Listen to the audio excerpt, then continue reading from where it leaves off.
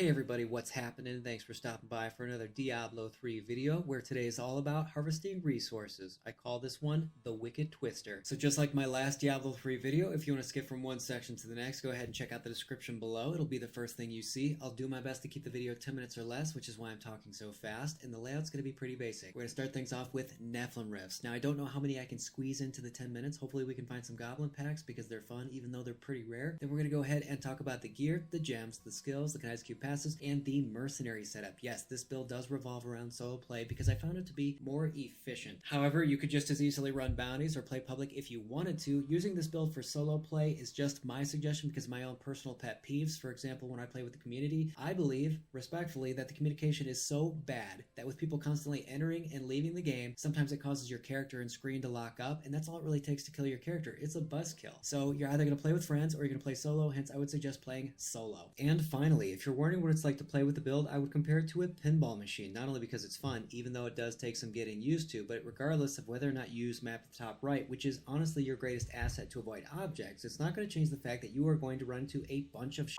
and I would know. So let's go ahead, hop in, and slice up the competition.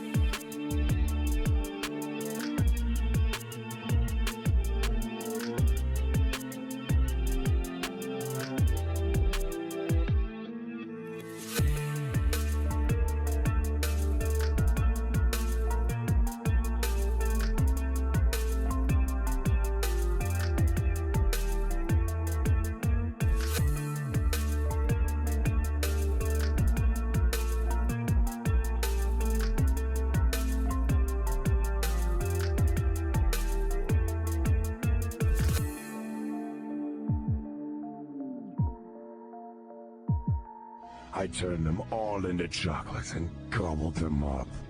Man, they were good.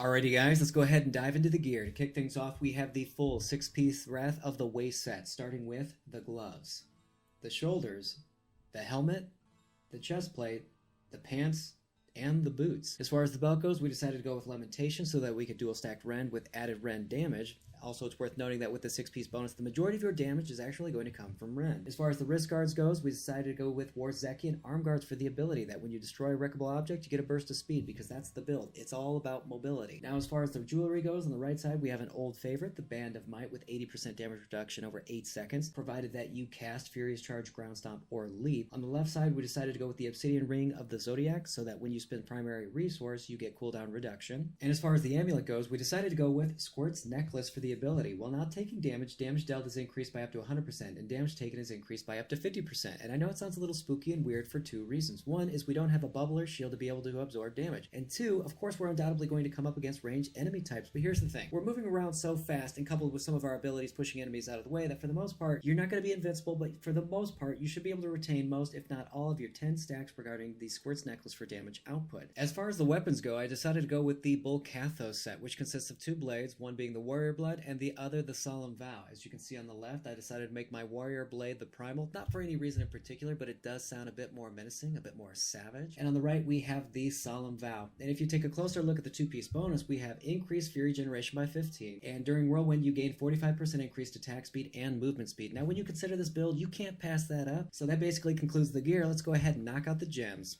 And now for those legendary gems. For my first pick, I decided to go with Boon of the Hoarder. 100% chance on killing an enemy to cause them to explode with gold. And when you pick up the gold, your movement speed is increased 30% over 2 seconds. The next gem I decided to go with is Wreath of Lightning. 15% chance on hit to gain Wreath of Lightning. And while under the effects, you gain an additional 25% increased movement speed. So cumulatively, 55% increased movement speed already. And for my third and final gem, I decided to go with Taeguk, which is to progressively increase your damage and defense provided you're using a channeling skill like Whirlwind. Now that does conclude the legendary gems. Let's go ahead and knock out the skills.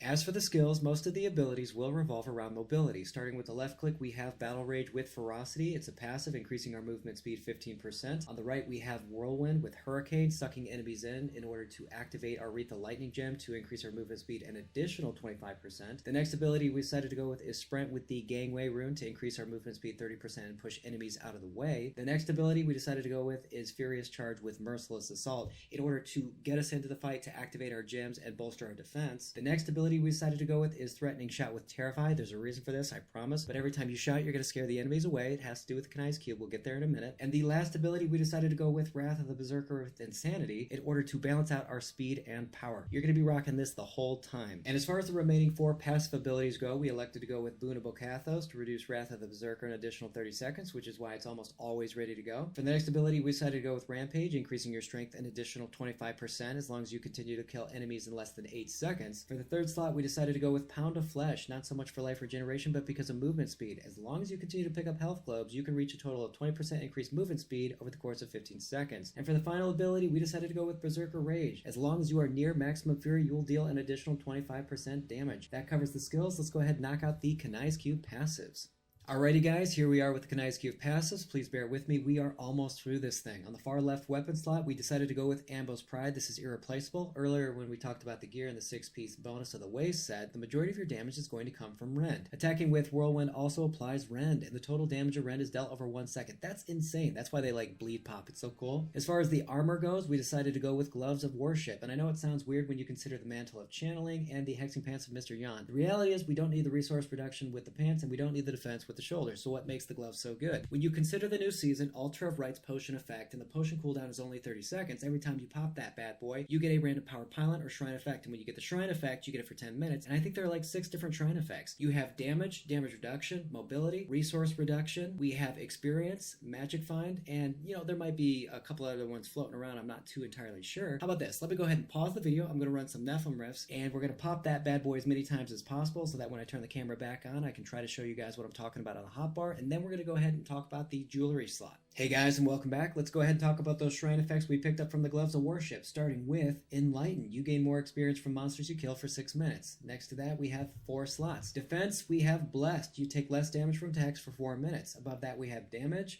Frenzied, your attack rate is greatly increased for 7 minutes. Above that, we have Reduction, right? It's known as Empowered. Your resource regeneration is increased and your cooldowns are reduced for 10 minutes. Above that, we have our Mobility, which is known as Fleeting. You move faster with an increased pickup radius for 9 minutes. See, isn't that crazy? We didn't get Fortune. We may have gotten some other ones, but like that's insane, and you could run this all day long. All right, let's go ahead and talk about the jewelry slot. We decided to go with Rachel's Ring of Larceny because every time you fear an enemy, you get 60% increased movement speed, which is also why on our skill hotbar for Threatening Shot, we decided to go with the Terrify rune. You're basically just charging in a group of enemies and screaming, scaring the out of everybody, but you only have 4 seconds to choose which direction you're going to go. This is why it reminds me of a pinball machine, but anyway, that sums up the Kanai's Cube passives. Let's go ahead and knock out the mercenary gear. And finally, here we are at the end of the video with the mercenary setup. Let's go ahead and hit the F key to get things underway. First and foremost, when it comes to picking a follower, as long as it complements the playstyle, it's going to be entirely up to you. We're going to go ahead and cover the gear from left to right like reading a book, starting with the token. And when it comes to the token, as long as it prevents your follower from death, making him immortal, you are good to go. When it comes to the shoulders, we decided to go with the Spalders of Sakura. Not so much that we needed it, but it does negate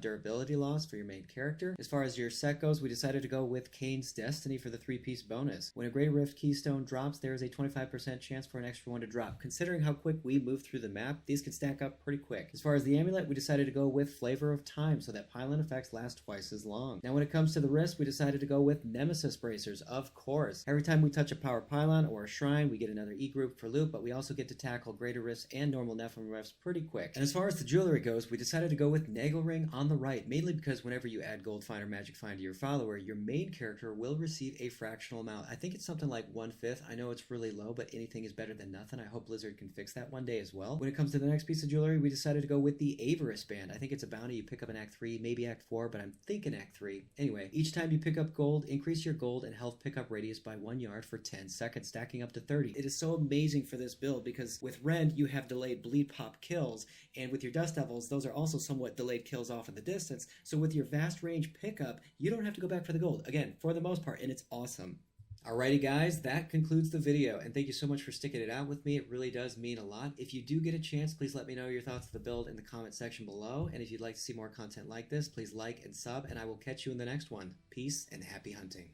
Who's my widow Guam? Who's my widow Guatin? Yes you are. Yes you are. But never touch him.